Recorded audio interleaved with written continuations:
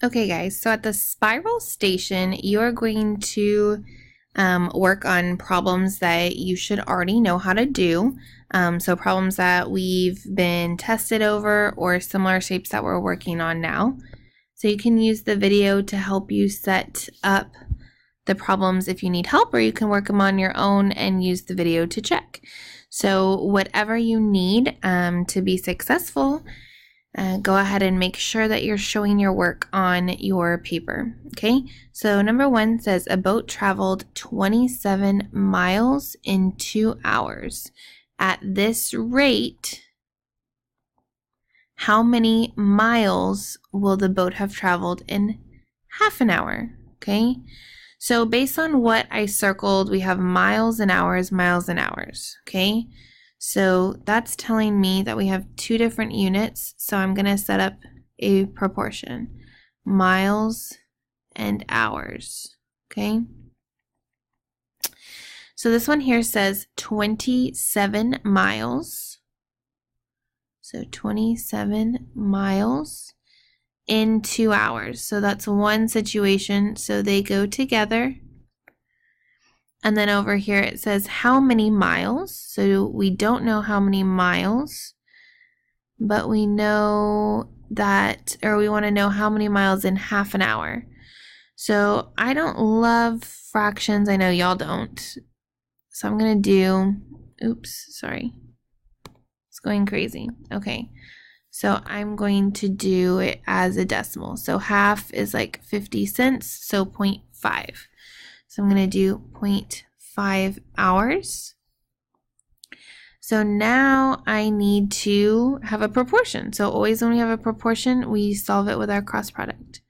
So 2x equals 27 times 0.5. Okay, and then remember, you always are going to divide by the number with x. So go ahead and multiply 27 times 0.5. 7 times 5 is 35. 2 times 5 is 10. 11, 12, 13. One number to the right of the decimal, so one number. So 13.5. Now I'm going to divide by 2 because that's the number with my variable. So 13.5 divided by 2. 2 times 6 is 12. And then I get 15. So 2 times 7, put my decimal up top, is 14. So 1, put a 0, bring it down. 2 times 5 is 10.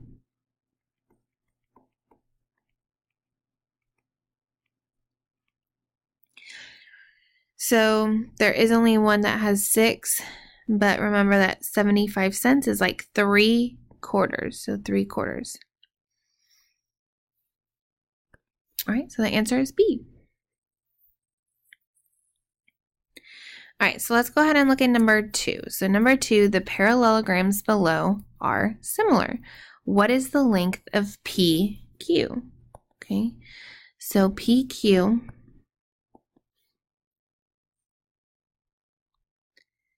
down here, right? So I'm going to go ahead and label it red. I'm going to call it X. Okay. So which side corresponds to PQ? So PQ is the bottom, and it's right next to this small angle. So here we go, the bottom right next to this small angle. So it corresponds to 16. And then my other 2 sides, I have 12 and 30. All right, so this one, I want you to go ahead and set up your proportion and solve it on your own. So remember, you can either do it by shape or by color. So most of you guys I found like the by color. So if you do this shape first, you have to do blue and blue.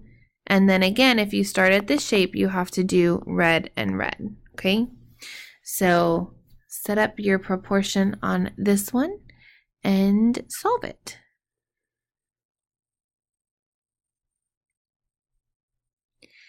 All right, so number 3.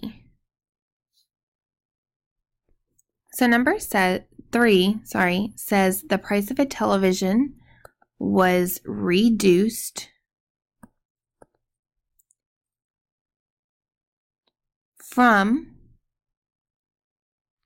$250 to $200. By what percentage was the price reduced? So reduced means that it decreases, right? Reduces to go down. And then I see from and to. So that tells me that it's percent decrease in from and to. So that means I'm going to use my change over original equals percent over 100. Okay, so remember, change is my big number minus my small number over original. So my from 250 is my original to 200, okay? So if we set up our proportion, big, so, okay, we don't know the percent, so we know percent goes here and 100 goes here. I know my original is 250, so that's going to go on the bottom.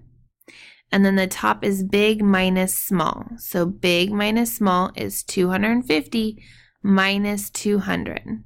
So that's going to put us at 50 on top, because 250 minus 200 over our original. Our original is 250. Okay, so you guys can go ahead and solve that one.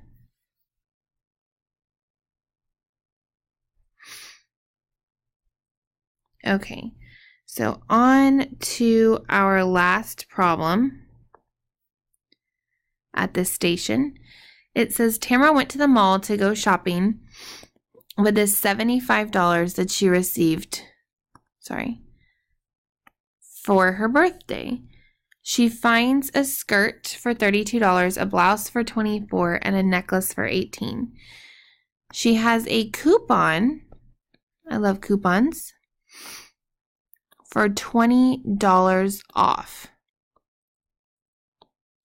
But then she has to pay 8% in sales tax. How much money will she have left after her shopping spree?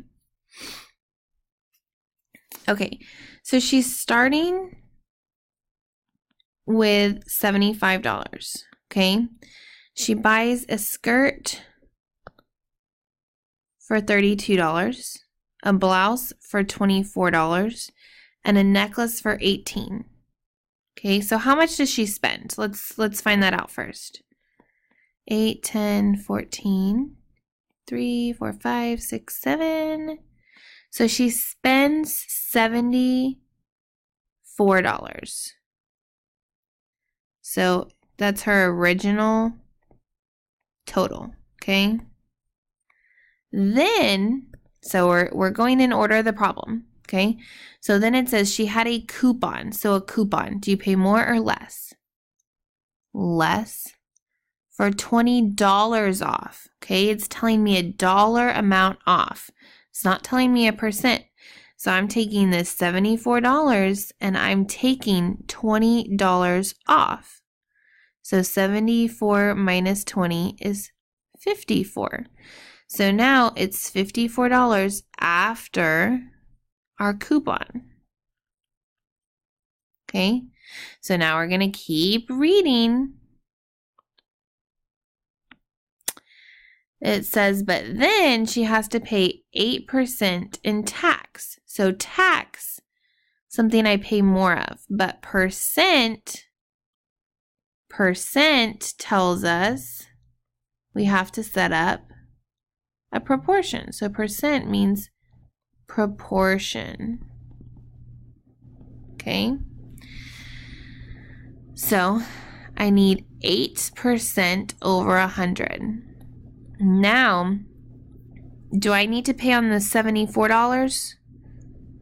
No, because I saved 20. So I only have to pay tax based on my new total. So based on $54. So 54 and X. Okay, so now we're going to do our cross product. So 100x equals 8 times 54. So 54 times 8. 5 times 8 is, or 4 times 8 is 32. 5 times 8 is 40, so 43. So $432. I'm going to divide by 100. Okay, so now remember, when you divide by 100, your decimal moves 2 places to the left. So 1, 2. So x is $4.32. So what do we do with that? $4.32. So that's taxed, so I have to pay more. So my new total was $54, and now my tax is $4.32. So I'm going to add that together. 2, 3, 4 plus 4 is 8, 58. So 58 is my total after tax, or total with tax. So let's see. I may be finished. It says how much money, so I'm back to reading my questions. How much money will she have left after her shopping spree? So wait, we go back to this starting point. She had $75, right? And then it says how much will she have left? So how much did she spend? She had $74. Oops, $74. She spent $58.32. So does she have more money or less money? Less, right? She spent it. So minus your $58.32. So we had a lot of steps here, guys, right? We found our total, we subtracted our coupon, we found our percent. I don't know why it's doing that, sorry.